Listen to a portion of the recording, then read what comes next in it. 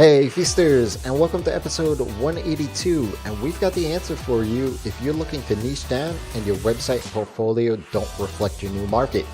By the end of the show, you will see that you don't have to dive all in and understand how to test the waters.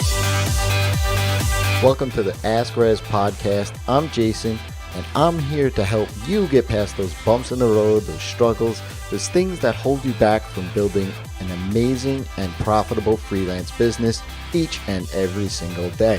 And let me first say that this is actually a two-parter. When I first started scoping out the outline for the show, it got overly large. So I'm breaking it up into two parts. One of which is to set the tone, the context, and allow you to understand how to test the waters, which we'll talk about in this episode.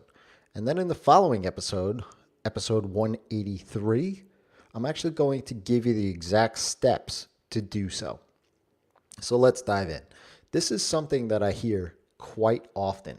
In fact, Sarah Dunn asked me how I did it after the first time she appeared on Live in the Feast, my other podcast. And if you don't know, Sarah has embarked on her journey to publicly share her thoughts, her feelings, her struggles, and her wins on specializing her agency's business. As you can see, everyone is trying to figure out this answer. It's important to put some context around this question though. Your journey is your own. I can't answer this question with a foolproof plan for you. This is something that you need to be able to do and go on your own journey with. But I do understand that it's completely scary because you may be feeling like it's an all or nothing deal. What happens if you go all in and it doesn't work out? Then you're left sitting there wondering what happened and how can I recover from this? There's another fear here, which I think is the real underlying reason you may not want to jump in altogether. See, you've built up a reputation in the market. You have great clients. You're getting referrals for new work as well. And losing all of that hard work and effort that you've already put into your business as a generalist would be completely devastating, right?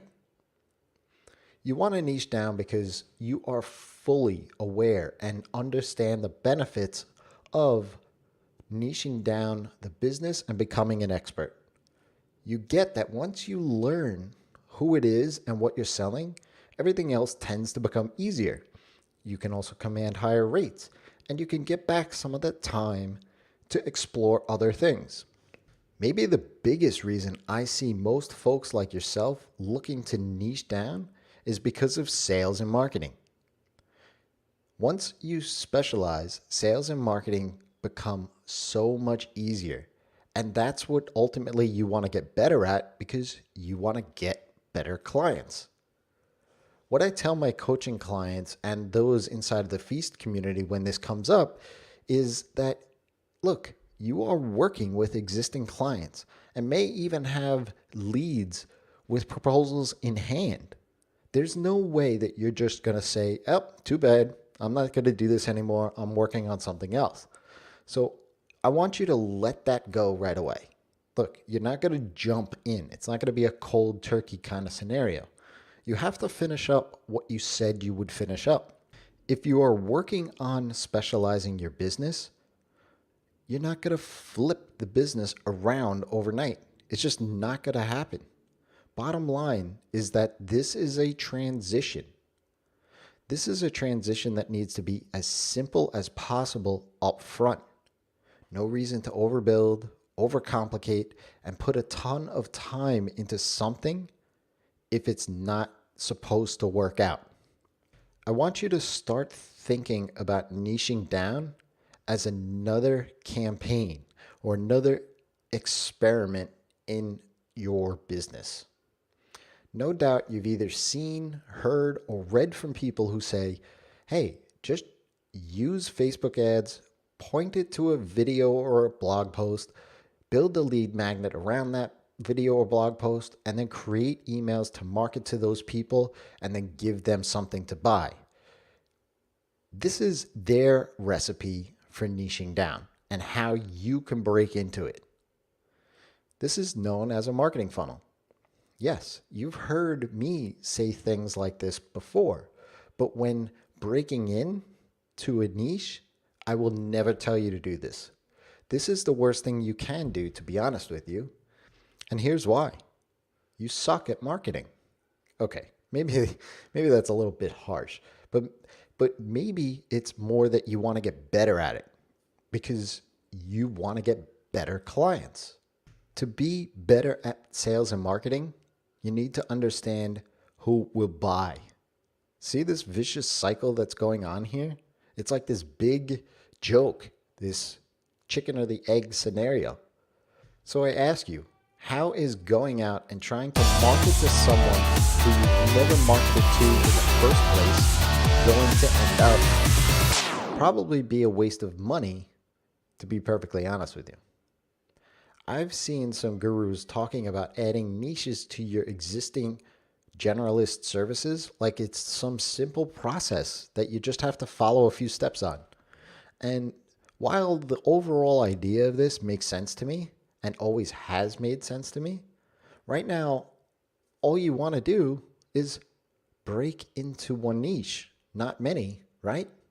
My experience of niching down is that it is marketing.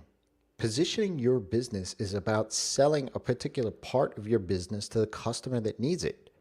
Look, I'm a web developer, but I also do marketing automation and behavioral marketing, all different revenue streams into my business that I've tested a market on because existing clients were asking for those things. You want to start looking at your specialty like it's another revenue channel into your business. Car makers don't just have one type of car that they sell. SUVs are targeted more towards families, and sports cars are targeted more towards individuals. Yet Chevrolet sells both of them. Have conversations and learn as much as you can, just like any other marketing research campaign. And then on the back of that, decide if the niche is viable. And before I wrap this up, I want to mention something important. Just because you specialize doesn't mean you can't do other things. You run your own business. You can do what you want. Work with who you want. If you enjoy some aspects of your current generalist business, continue to do them. No one is saying not to. In order to build a sustainable freelance business and avoid the feast or famine cycle, niching down will allow you to break through that glass ceiling of your rates. It will also allow you to gain more time freedom as well. Before the next episode, where you will learn the 3-step process to break into your niche, I want to leave you with this. Looking to niche because you need help with your marketing is smart. Looking to niche because you want to stand out is also smart. Looking to niche because you want a more predictable revenue stream and larger profits is absolutely smart. Don't think that the answer to breaking into your niche is by doubling down on what your problems are in the first place. Go back to your roots. Go back to when you first started your business. How did you get work back then? Learn as much as you can through conversations with the market you want to get into. Then you'll be breaking into your new market in no time.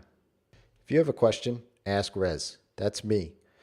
You can find me on Twitter at Rezzz, or the best way to ask me a question and so I can help you break into your niche is to get on my newsletter.